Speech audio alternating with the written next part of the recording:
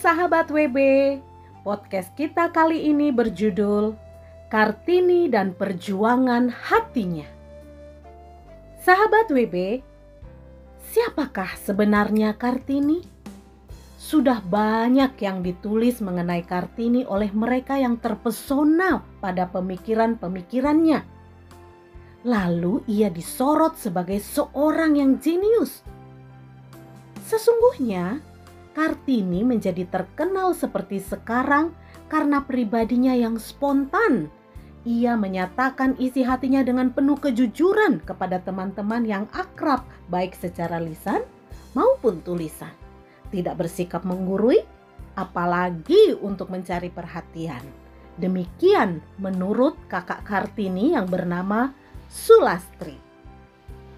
Sahabat WB, Sulastri tadinya memang tidak memahami sikap dan cita-cita adiknya ini. Tetapi di saat-saat terakhir hidup Kartini, mereka justru akrab.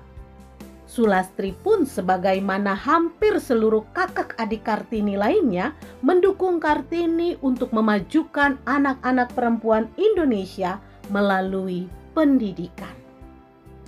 Memang Sulastri bukan saudara seibu dengan Kartini.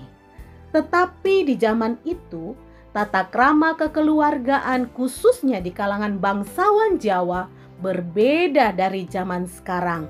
Terlebih jika ia adalah anak perempuan tertua.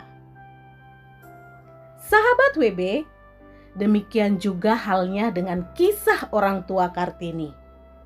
Berawal dari seorang pria bangsawan muda bernama Raden Mas Samingun yang ditempatkan sebagai wedana di daerah Mayong, Jepara, Jawa Tengah. Di tempat itu, sang pria jatuh cinta dan mengawini Ngasirah, seorang bunga desa yang ayu parasnya. Ia adalah putri dari Kiai Modirono. Sahabat WB, setelah mereka memperoleh 2 orang anak, oleh keluarganya, Raden Mas Samingun diminta menikah dengan Raden Ajeng Muryam. Waktu itu sudah ditentukan bahwa Raden Mas Samingun kelak akan diangkat sebagai Bupati Jepara. Setelah menjadi bupati, beliau memperoleh gelar dan namanya menjadi Raden Mas Adipati Aryo Sosroningrat atau disingkat RMAA Sosroningrat. Tradisi di kalangan bangsawan Jawa saat itu mengharuskan ia menikah dengan wanita yang sederajat keningratannya. Maka di tahun 1876, Raden Mas Adipati Aryo Sosroningrat alias Raden Mas Samingun menikahi Raden Ajeng Muryam yang selanjutnya boleh dikatakan menjadi permaisuri. Sahabat WB, Ngasirah dan Raden Ajeng Muryam sebenarnya adalah rival atau saingan dalam hal kehidupan cintanya sebagai sesama perempuan. Tetapi pada zaman itu, keduanya diharuskan hidup berdekatan. Ketika RMAA Sosroningrat sudah menjadi bupati di Jepara tahun 1889, maka Raden Ajeng Muryam ditempatkan di rumah utama, sedangkan Ngasirah di rumah kecil di halaman. Kalaupun ada kepedihan yang dirasakan oleh masing-masing wanita ini, maka hal itu tidak tampak dalam kehidupan mereka sehari-hari. Ngasirah tahu di mana ia harus menempatkan diri. Sedangkan Raden Ajeng Muryam tahu pula derajatnya sebagai Raden Ayu.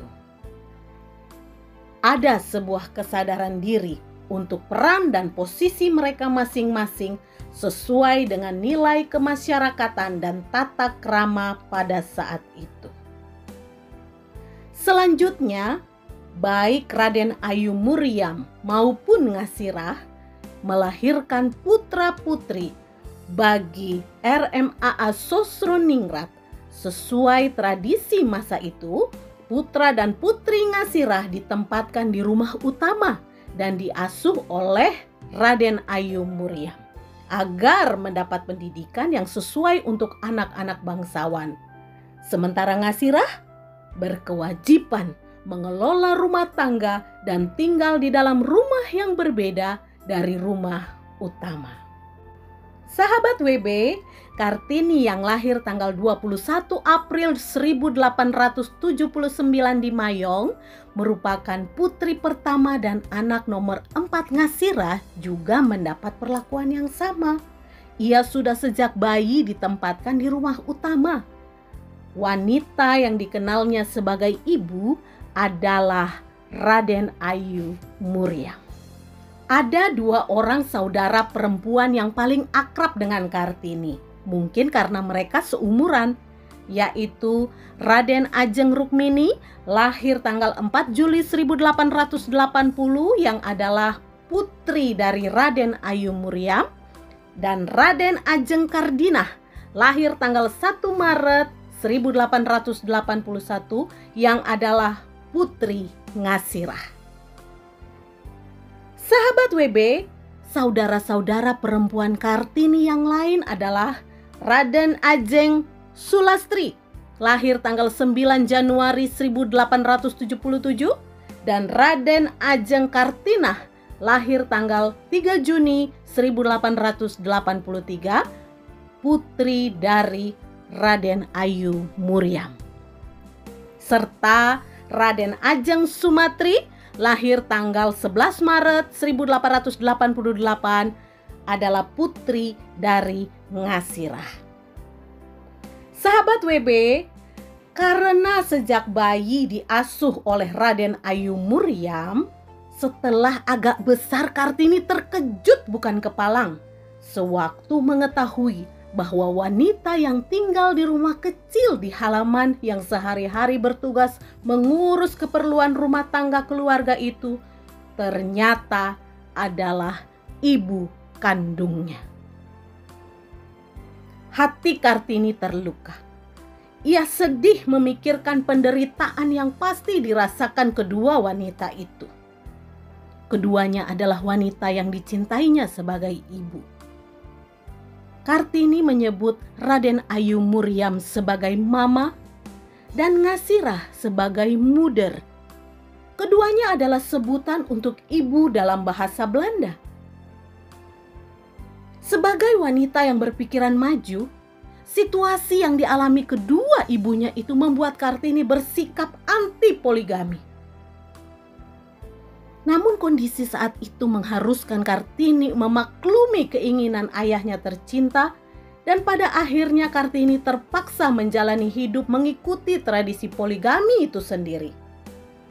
Kartini tidak berdaya menolak permintaan ayahnya yang saat itu sudah sakit-sakitan untuk menerima RMAA Joyo Adiningrat, seorang bupati di Rembang. Pernikahan ini akan menempatkan Kartini sebagai permaisuri. Sebagai gambaran pikirannya yang maju bergelut dengan tradisi dan kecintaannya kepada sang ayah, maka Kartini menulis kepada sahabatnya di Belanda tentang gaun pengantinnya yang sudah selesai dan dianggapnya sebagai maskera depak, gaun berpura-pura. Dan kepada saudaranya Raden Ajeng Rukmini, ia menyebutnya Mijn doodskled, pakaian kematianku. Sahabat WB, Kartini sama sekali tidak berbahagia memasuki rumah suaminya yang dihuni istri-istri lain. Seolah-olah Kartini bisa membaca masa depan. Benarlah bahwa ia memasuki rumah suaminya dengan pakaian kematian. Karena setahun kemudian, 1904, ia meninggal setelah melahirkan dalam usia 25 tahun. Sahabat WB, dari hidup Kartini kita belajar bahwa makna hidup ini bukan pada panjang pendeknya usia kita, tetapi dari apa yang kita lakukan dan perjuangkan sepanjang hayat masih dikandung badan. Keteguhan hati, pandangan dan perjuangan Kartini banyak dilakukan lewat tulisan dan surat-suratnya kepada beberapa sahabat penanya. Hidupnya singkat, tapi teladannya tidak pernah lekang dimakan waktu. Betapa bersyukurnya kita memiliki seorang perempuan teladan di bangsa ini. Sahabat WB, mari terus kita hidupkan semangat, kemurnian, dan keluhuran cita-cita Kartini lewat karya dan karsa kita bagi bangsa ini. Untuk semua sahabat WB, selamat Hari Kartini. Demikian podcast kita kali ini. Sampai jumpa lagi dan Tuhan Yesus memberkati.